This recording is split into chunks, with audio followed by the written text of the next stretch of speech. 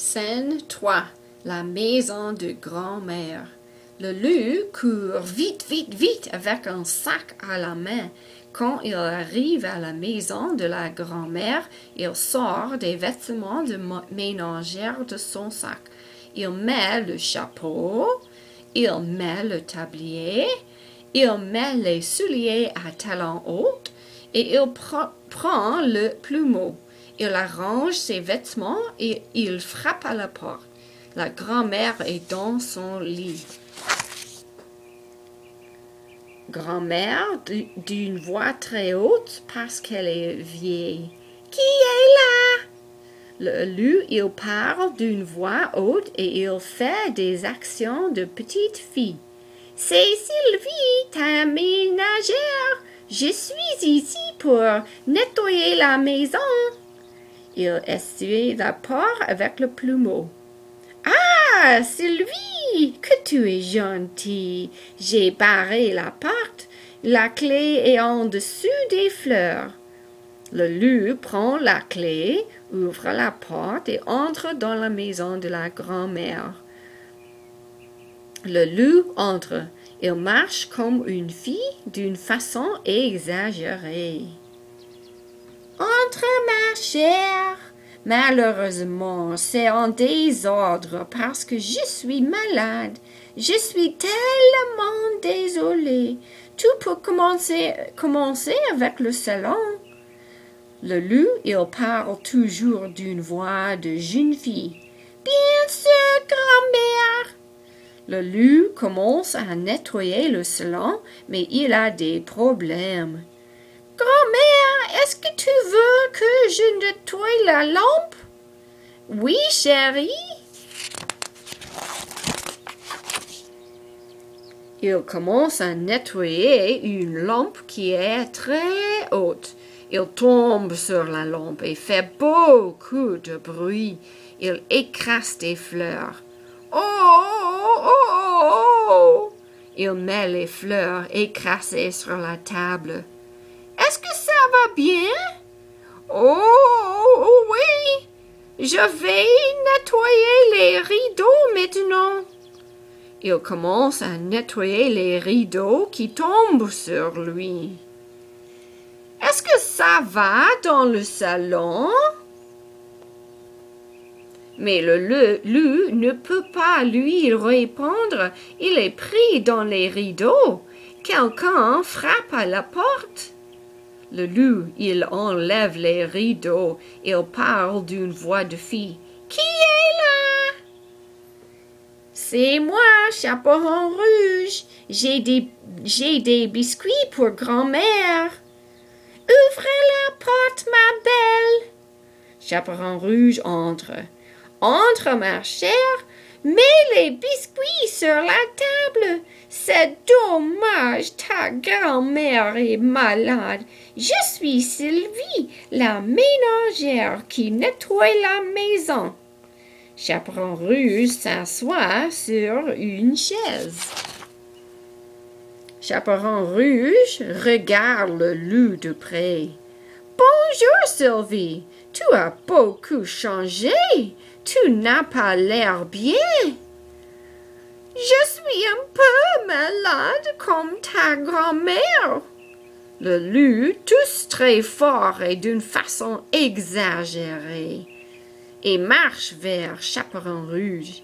Chaperon Rouge le regarde avec une expression de surprise et recoule la main sur la bouche. Oh, Sylvie, que tu as des grands yeux! C'est pour mieux te voir, ma belle, et que tu as de grandes oreilles.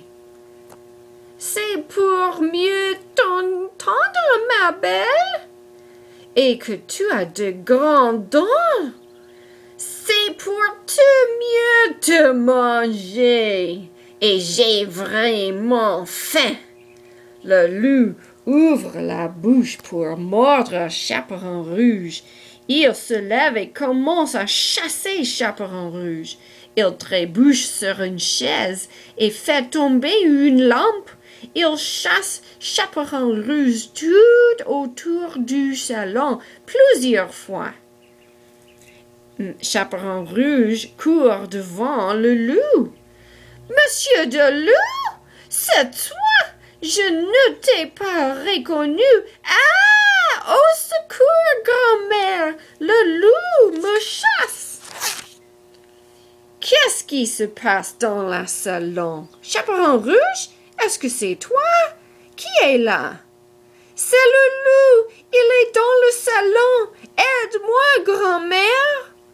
La grand-mère sort de sa chambre et essaie de donner un coup de pied au loup, mais il ne tombe pas. Alors, elle prend un rouleau à pattes qui est sur la table. Elle frappe le loup quand il passe devant elle. Aïe! La grand-mère frappe le loup. Il est très étourdi. Il marche un peu et puis tombe par terre. Chaperon Rouge et sa mère s'approchent du loup et se penchent ensemble pour le regarder de près. Après quelques secondes, il bouge, fait un bruit et s'assoit. Il se gratte la tête. Qu'est-ce qui se passe? Où suis-je? Qui suis-je? Il se lève, regarde autour de lui et touche ses vêtements. Il est très surpris. Je suis ménagère? Chaperon Rouge et sa grand-mère se regardent. Elles sourient parce qu'elles ont une idée. Oui, c'est ça, n'est-ce pas, grand-mère? Elle pousse sa grand-mère de coude dans le côté. Oui, tu es ménagère, ma ménagère. Tu habites avec moi et tu nettoies toute la maison. Tu fais tous les repas et tu laves tous mes vêtements. C'est vrai? Oh! Il pense un peu à cette idée. Il se gratte la tête. Tout à coup, il se lève très vite et parle maintenant avec beaucoup d'enthousiasme. D'accord, alors il faut commencer mon travail. Il commence à balayer le plancher et il chante comme une fille. La la la la la. Le loup reste avec la grand-mère et travaille très très fort pour elle. Et les samedis soirs, il se repose et regarde la télévision avec elle. La fin.